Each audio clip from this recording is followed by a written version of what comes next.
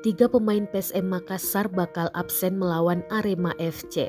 Laga Arema FC versus PSM Makassar akan digelar pada Sabtu 4 Februari 2023. Tiga pemain PSM Makassar absen melawan Arema FC, yaitu M. Arfan, Muhammad Saki Ashraf, dan Sultan Saki.